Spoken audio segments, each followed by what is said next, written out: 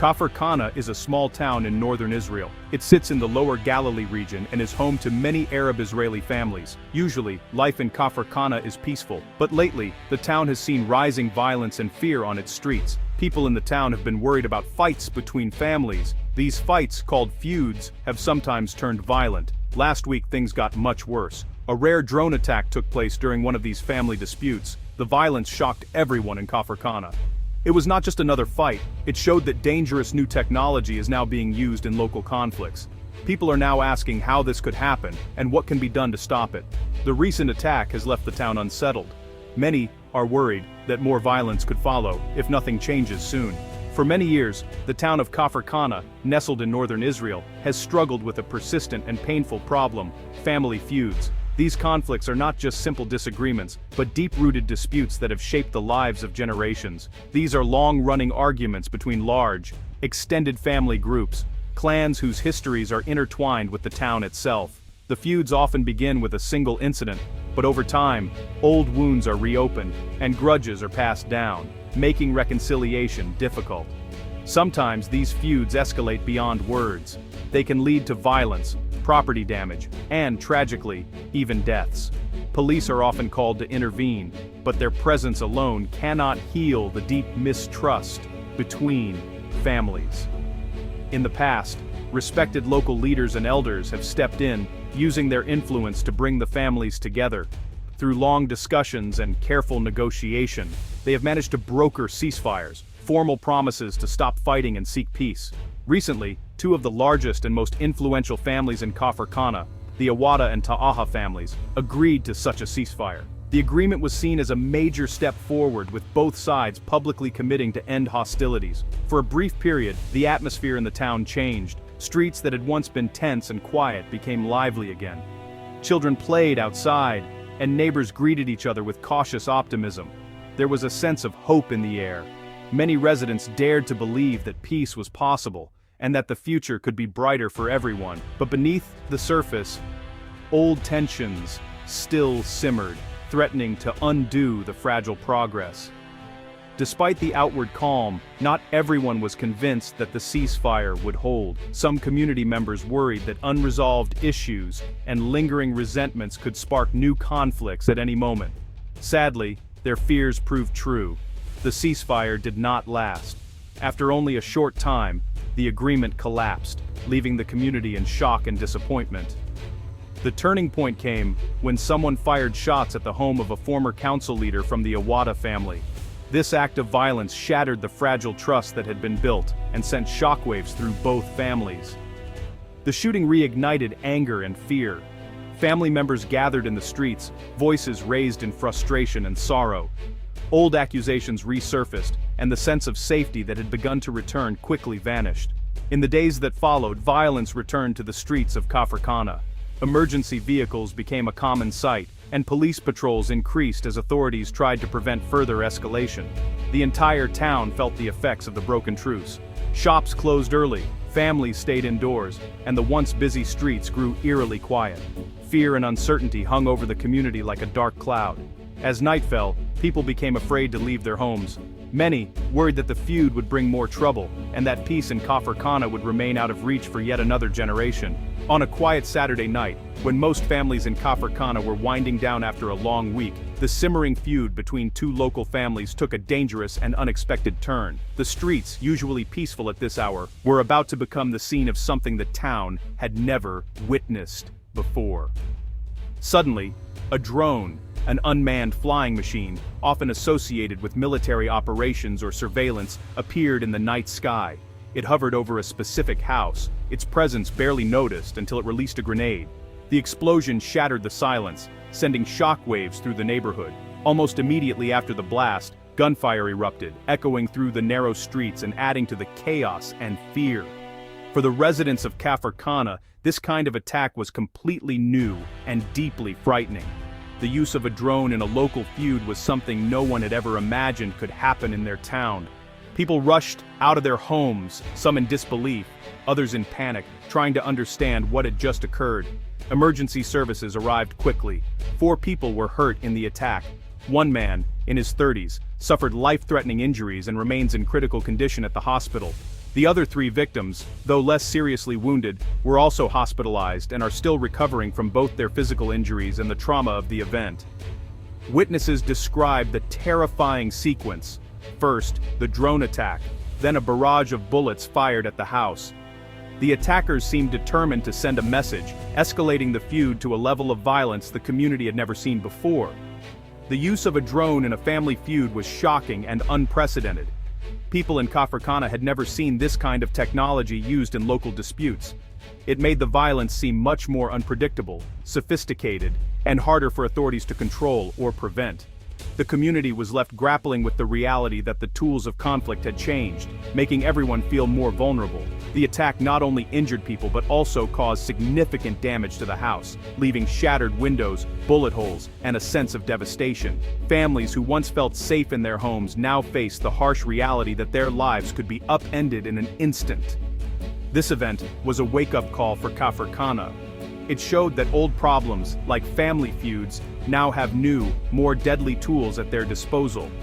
The entire town realized that with technology like drones, anyone could be at risk, and the sense of safety they once took for granted had been shattered. After the attack, the police acted quickly. They sent many officers into Kafr Kanna to try to restore order. Overnight, the police carried out raids and arrested 34 people. These people are believed to be linked to the family feud and the attack. The police also searched for weapons and tried to find out who controlled the drone.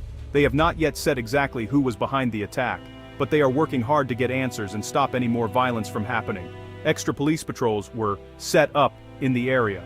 Officers talked to community leaders and families, asking for help to keep the peace. The police promised to do more to stop these kinds of crimes. Still, many people in Kafr Kanna worry the arrests are not enough. They want long-term safety and real solutions to the root causes of the violence. When the attack happened, emergency teams rushed to the scene. Ambulances arrived quickly, and doctors helped the injured right away. They gave first aid and then took the wounded to hospitals in nearby cities like Tiberias and Nazareth. One of the victims was in very serious condition. The medical staff worked hard to stabilize him and keep him alive. The other 3 victims were also treated for their injuries. The quick action of the doctors and paramedics saved lives. The hospitals kept the families updated on their loved ones' conditions. The whole town waited anxiously for news. Medical workers said they were ready for any more emergencies if violence continued. This attack showed how important fast medical help is during violent events. The community thanked the doctors and emergency workers for their bravery and care. The people of Kafr Kanna are still in shock. Many are afraid that this attack means more violence could come at any time. Parents worry for their children's safety. Shops close early and the streets are quieter than usual. Community leaders have spoken out, asking for calm and for police to protect families. Local organizations are calling on the government to do more to stop the feuds. They want programs to help young people, stop crime, and bring families together. Some residents have begun holding meetings to talk about peace. They hope that, with help, the town can heal. But many people still feel angry and scared after the attack. The attack has made everyone realize how important it is to prevent violence and work for a safer community. One thing that made this attack so unusual was the use of a drone. In the past, most local crimes involved more traditional methods, but this incident marked a turning point. The presence of a drone in a small town like Kafr Kanna surprised both residents and authorities, showing just how quickly technology is changing the way crimes are committed. Drones are small flying machines that can be controlled from far away. They can be operated by someone standing nearby or even from a hidden location, making it difficult for police to track down the person responsible. These devices are often equipped with cameras, GPS, and sometimes even advanced sensors, allowing for precise movements and remote surveillance. Usually people use drones for fun or for taking photos. Families enjoy flying them in parks, and photographers use them to capture beautiful aerial shots of landscapes and cities. In many places, drones have become a common sight at weddings, sporting events, and community gatherings, adding a new perspective to everyday life.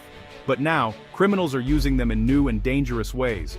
Instead of just being toys or tools for creativity, drones are being turned into weapons or tools for illegal activities. Criminals can use drones to spy on targets, smuggle contraband, or even deliver harmful objects without ever being seen. In this case, the drone was used to drop a grenade. This kind of attack is rare in local crime, but it shows how easily technology can be misused. The drone flew over houses and streets, bypassing normal security measures, and dropped its dangerous payload before quickly flying away.